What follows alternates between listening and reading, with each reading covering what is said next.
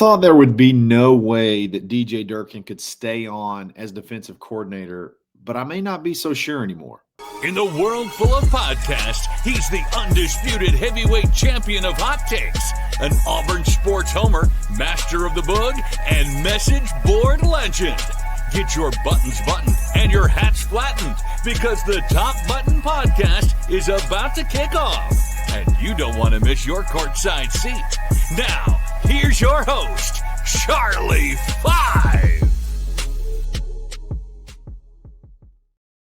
Yes, sir. We're back. It's another episode of the Top Button Podcast. I'm your host, Kyle Rush, a.k.a. Charlie 5, and we are ready to get after it. I have been, I don't want to say adamant, but I have tried to be realistic about this idea that if DJ Durkin did not get the head coaching job, I didn't really see a reality where, just from the human aspect, that he would be okay with sticking around. And then after yesterday, at some of the things that he said at the Monday morning quarterback gala event, luncheon, or whatever in Birmingham, I'm just not so sure anymore. We're going to play those clips, and then we're going to talk about some things some recruits said as well that make it seem like maybe that's much more realistic than I expected. So we're going to go ahead and jump right into that. Look, I've tried my best to see the reality of this potentially happening. I personally think DJ Durkin would be a fantastic head coach. I've stated that multiple times, but I'm almost wondering now, as time changes, is it even super desirable for a guy that's been brought up most of his career under the old way of football to be in the new way of football? Is it really that desirable to even become a head coach? Is being a coordinator, one of the best coordinators in the game, a pretty sweet gig now? It's before you really couldn't point to very many examples of defensive coordinators or offensive coordinators staying on through multiple head coaching changes. I really tried to dig in. And Bud Foster is the only real clear example. Now, and he was the defensive coordinator at Virginia Tech that lasted through a couple of coaching changes. Position coaches are one thing. Like, you could look at Derek Nix, who was at Ole Miss for gosh, how many coaching changes? That's one thing. A coordinator is a completely different thing, okay? Because a coordinator, especially if they're there for long periods of time and multiple coaches, that's multiple different overall team philosophies that have to change. Like, what if he thinks the old coach's philosophy was better? What if more of the team respects him than they respect the head coach? Like, what if there's some type of, even if it's just a little bit of friction? It just seems like it's a very, very tall ask to make that work. But as the job changes and the money changes, maybe it's not that bad of a gig to just hang around anymore. And maybe you're like, look, I'm on board for whatever. I got this defense. You tell me where else you need me, and we're going to hold this thing down. I mean, think about it. His salary is close to $3 million. Nick Saban, when he got hired at Alabama, his opening salary was like $4 million, and we thought the world was ending. He's making a pile of money, and if you're making over $3 million, which I'm assuming if he were to stay, he would probably get some kind of substantial raise to bump him at least to that number or over that number. If you're making $3 million a year, and you're in a place that you like, and you're doing a job and you're doing it very, very well, and you have a lot of buy-in from that side of the ball, and then all the roots you've planted as far as recruiting goes, and you don't even necessarily have to do that hard anymore because of GMs and NIL and things like that. If you got a little honeypot deal, like, why would you want to give it up? The more and more I hear from him, the more and more I think that is a real possibility. I'm going to play a clip. This is from yesterday. I think Taylor Corn was the only person that got video yesterday. I looked all over the place. I think she posted the whole interview. You need to go check out our YouTube page. You can watch it and get all the context. But he was asked about roster retention and just investment in maintaining this roster together, which I'm like, hey, if you're out of here, what does it matter? I guess maybe you could put some interview stuff on paper for the next job, but here's his answer. Yeah, I'm very involved. I have a full-time investment in this program and this place, and plan on being here for the long term. And so those are ongoing discussions all the time. I think the biggest thing to me is you can look at how our players responded and played together. I think that tells a lot about how they feel about one another and feel about this program. And we know it. There's a lot of clutter and distractions put in their minds, and it's the world we've created in college football. And so to keep these guys focused and together is certainly a task. But I enjoyed it, take it on, and again, we have the right type of leadership and players on our team. I think those guys, they feel a sense of accountability to one another, and I think it showed how they played on Saturday. That doesn't necessarily sound like a guy that is, I'm head coach or bust to me. That could be just giving all the right answers, but I plan to be here for a long, long time. I don't know. I'm starting to kind of feel like this is a real possibility. If he were to not get the head coaching job later on in the lunch, this was not videoed, but he was asked specifically. Okay. So you could take that quote right there and you could say that's coach speak, Kyle. Why are you fired up about coach speak? But he was asked point blank, would you stay at Auburn if they don't give you the head coaching job?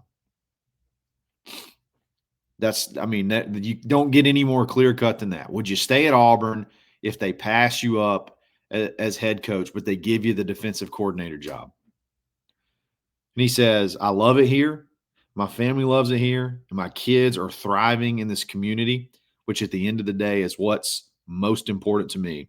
I want to be at Auburn for a really, really long time. Maybe paraphrasing a tad, but I think that right there kind of opens the door, doesn't it? That almost sounds like he's already either been offered or accepted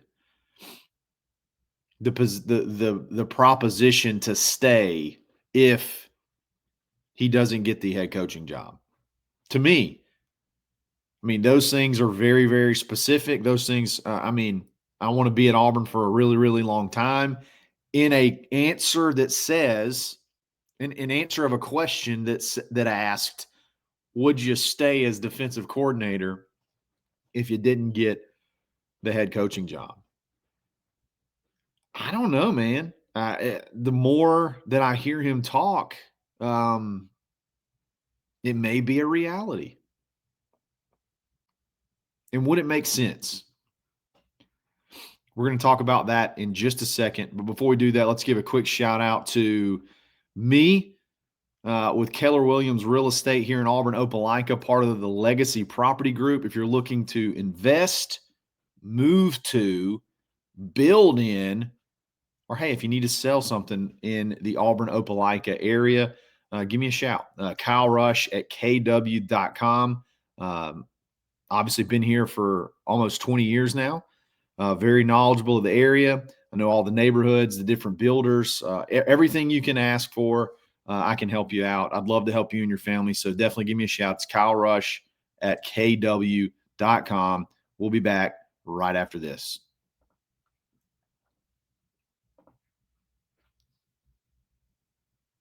I jumped ahead of myself a little bit. I want to talk about the what this would look like at the end, but I want to talk about also what are some of the recruits saying. And you have somebody like Shadarius Tootle, and he was asked, and this, I'm going to give a big shout out to Caleb Jones over at On3 Rivals, whatever you want to call him now. He obviously interviewed a couple of the commits, particularly the defensive commits, and Shadarius Tootle had some very interesting things to say. He said that DJ told him there's nothing to worry about. He's not going anywhere. Just telling me and my family about how he's going to try his best to change the program, just not to worry about anything, and just letting me know that he was going to be there regardless. Going to be there regardless. Again, man, this thing, I think everybody, if you did a poll and you asked what best case scenario would be if he didn't get the head coaching gig, and there's going to be people that don't want him to be the head coach, and you know, I don't agree with them, but I understand their point of view. The best case scenario would be to have a coach and retain DJ Durkin as the defensive coordinator. I think that would be best case scenario. And with him saying the specifically he was going to be here regardless, regardless would mean I'm here as the head coach. No matter what I'm going to be here. Now, there's you got to put a recruiting hat on when you're the interim head coach. You got to put a face on. But that to me doesn't seem like DJ Durkin to just say things willy-nilly like that. So again, you got his quotes at the luncheon. You got quotes from a recruit. The more this thing plays out, the more that's said. And I'm going to dig in a little bit more on this, but man, the more and more this seems like it could be a reality. What would that look like? Ultimately, what would that look like? It's really hard to imagine that a defensive-minded head coach that would work. Because what are the odds that their philosophies jive? Now, could the defensive-minded head coach just be okay with not having any input whatsoever on the defensive side? I would say the same with an offensive-minded head coach and an offensive coordinator. I think most of those guys are going to go find somebody that fits their mold, their system, their philosophy so that they can communicate and one's not having to relearn the others, the others. So it's like not one's having to learn a defense from the other and vice versa. They're just on the same page. So and with John Cohen's track history of hiring offensive head coaches, it really feels like that would be the best scenario. If you had the setup you had under Hugh Freeze, you just had a better idea of a better direction on offense, you probably are cooking.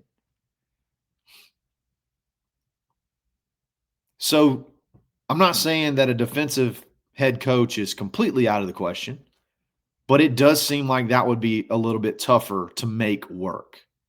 Because what if that guy comes in and he says, I want to have this type of philosophy. I want to have this type of mindset, this type of philosophy on third down, this type of philosophy on first down. And then DJ's having to sort of alter the way he does things to fit the philosophy of the head coach. That to me seems like there could be, some issues.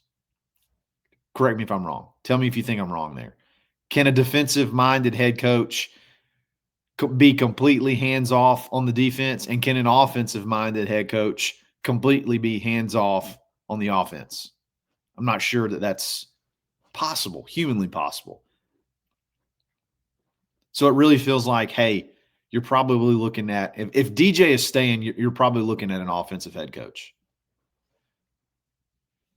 We've seen all the names out there, but I think ultimately that would be the best way, the best fit.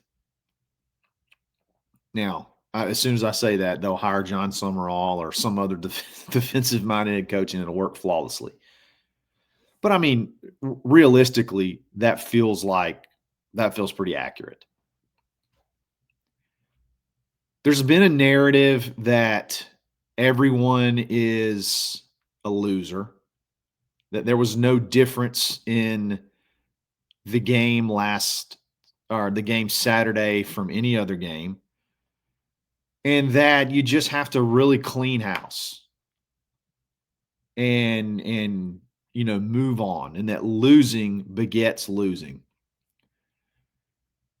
And I don't think that could be a less true. I don't think you could make a less true statement or have a less true mindset. I'm trying to be respectful because there's some other words that I would like to use. If that were the case, John Summerall is the head coach at Tulane. And originally, when he was at Tulane for 3 years, they went like 12-29. Losing does not have to beget losing. There are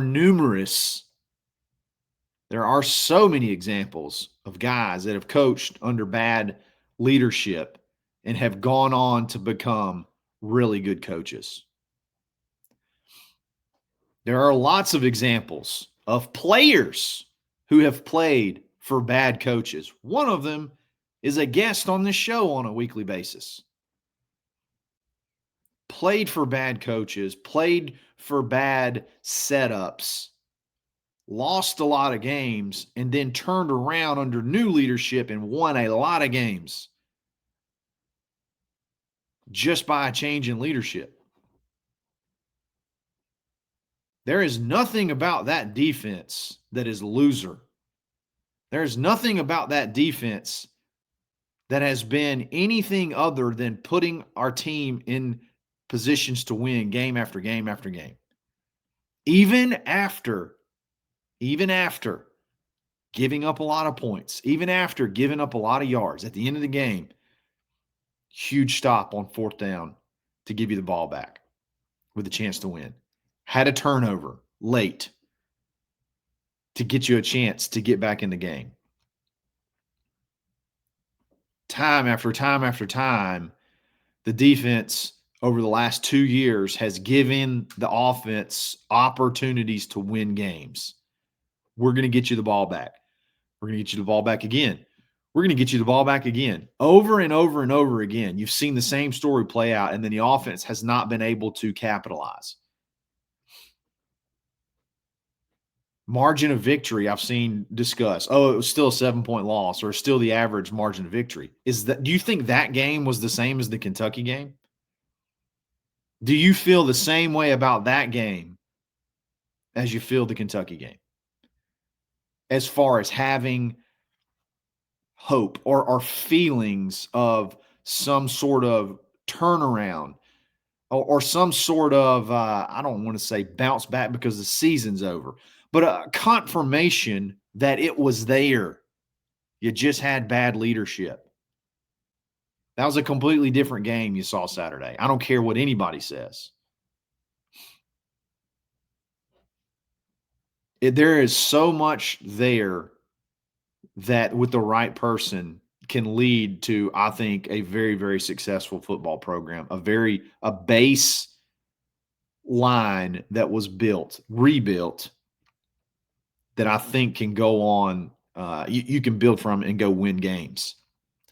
I love that we have a bye week this week.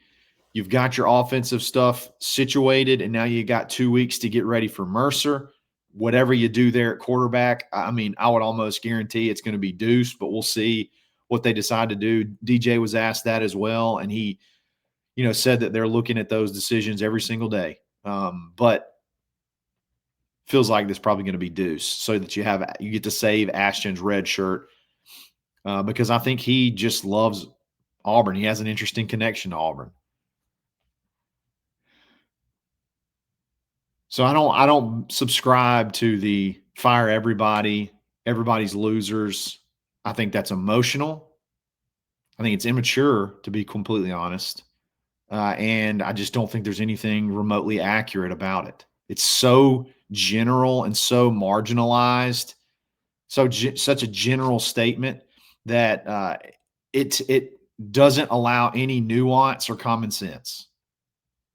So I completely reject that mindset full sail. What do you guys think? Am I overplaying some of the comments? Is that what he's just supposed to say?